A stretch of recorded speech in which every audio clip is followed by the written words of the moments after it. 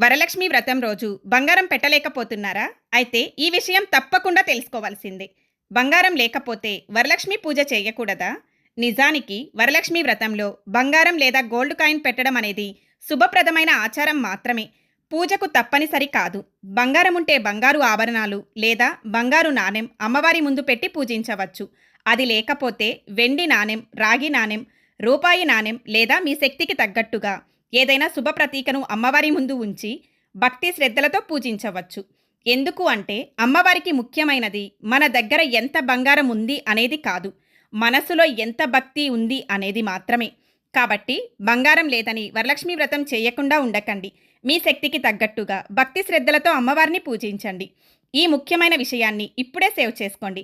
అలాగే వరలక్ష్మి వ్రతం చేసుకునే ప్రతి ఒక్కరికి ఈ వీడియోను తప్పకుండా షేర్ చేయండి. అమ్మవారి అనుగ్రహం మీ ఇంట్లో ఎల్లప్పుడూ ఉండాలని కోరుకుంటూ కమెంట్ బాక్స్లో శ్రీ వరలక్ష్మీదేవియే నమః అని కమెంట్ చేసి అమ్మవారి అనుగ్రహాన్ని పొందండి. మరిన్ని ఇలాంటి పూజా విధానాలు, వ్రతాలు, ఆధ్యాత్మిక విషయాల కోసం మన ఛానల్ను తప్పకుండా సబ్స్క్రైబ్ చేసుకోండి. అలాగే మన ఇన్స్టా పేజ్నైతే ఫాలో అయిపోండి. Please like, share and subscribe. శ్రీమాత్రే నమః.